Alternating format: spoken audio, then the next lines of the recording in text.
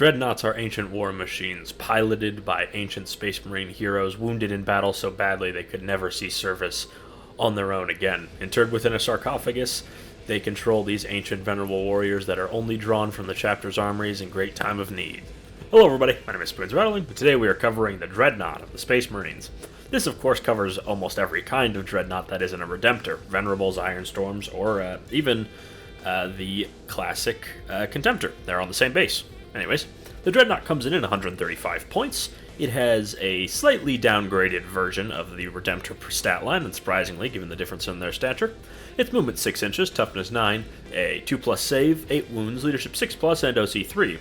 Nothing stellar for the price, but it is quite resilient small arms and middle to low AP, and really enjoys cover.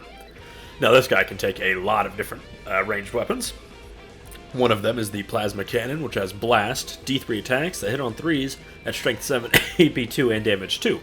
You can overcharge it to gain Strength 8, AP 3, and Damage 3, though it also gains Hazardous.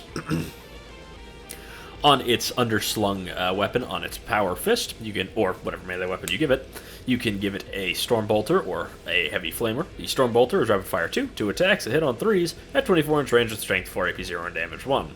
Fairly standard light infantry killer. Heavy Flamers ignores cover, torrent, d6 attacks that auto hit at 12-inch range, strength 5, AP 1, and damage 1. Also fairly standard light and somewhat medium infantry killer, though is very close range. Then, of course, on the next weapon is the Assault Cannon, which is devastating wounds, 6 attacks that hit on 3s at 24-inch range, strength 6, AP 0, and damage 1. This is a fairly whatever profile for this cost, but I'm partial to it because I played Dawn of War too. Then, on the left arm, you can swap out your melee weapon for a missile launcher, which has Crack and Frag missiles. Crack is one attack that hits on 3s, 48-inch range, strength 9, AP 2, and damage d6. Fine for killing light armor.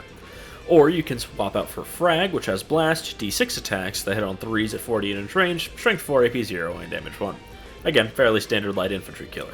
Then, back to the right arm armaments, you can take a Multi-Melta, which is Melta 2 at 18-inch range, 2 attacks that hit on 3s at strength 9, AP 4, and damage d6. A very solid anti-tank punch, though may struggle to wound slightly, but any failed saves are very painful.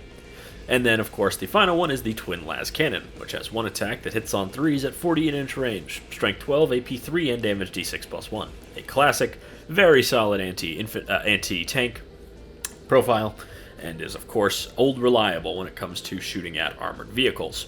Though, of course, only one attack isn't great. In terms of the best loadouts, I'd say my favorites are the Plasma Cannon, Multi-Melta, or Las Cannon, though, of course, I'm partial to the Assault Cannon. Then, in terms of melee weapons, you have your Dreadnought combat weapon, which has 5 attacks that hit on 3s at strength 12, AP 2, and damage 3. This is actually really good melee, not only for his size, but for his points cost.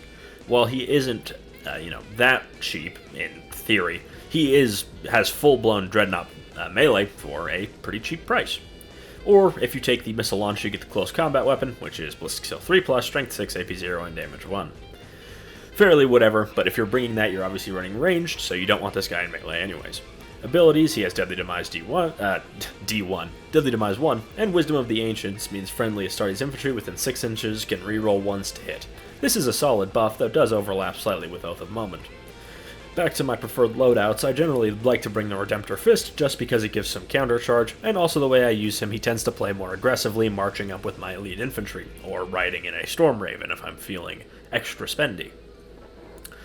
So the Dreadnought, I'd say, is overcosted. I don't think that's some brave or crazy statement, probably 15, maybe 20 points.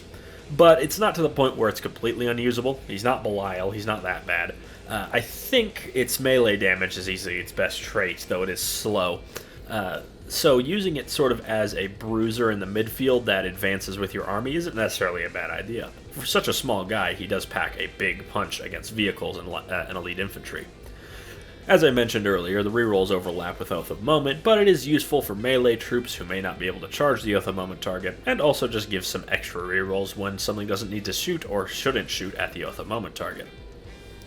His speed, as I mentioned, is fairly slow, but that does complement him advancing with heavy infantry, whether it be Terminators, Aggressors, whatever it may be, and of course he's buffing them along the way. In that role, I'd say the Dreadnought Fist, or whatever melee weapon you want to give him, complemented with either a Las Cannon, Plasma Cannon, or Multi-Melta, are all very solid choices. Though, as I mentioned earlier, I really like Dawn of War 2, so I always bring the Assault Cannon. In terms of his underslung weapon, I'd say they're both fine, though I'm partial to the combi bolter just because it has a little further range, and it plays better with the assault cannon, I think. Just, they're the same range, they can always shoot the same targets. In general, I'd say that he isn't exemplary, but he isn't Belial. That's my measuring stick. But I do think that he's great for fun and fluffy games. That's where I like to run him, mainly just because I love the Castaferum. And I think he might be co-opted by the Primaris, sort of like the Land Raider was, so hopefully he sticks around for a while longer. Anyways, I'm Spoons Rattling. I hope you enjoyed this video. Make sure to like, comment, and subscribe, and I'll see you all next time.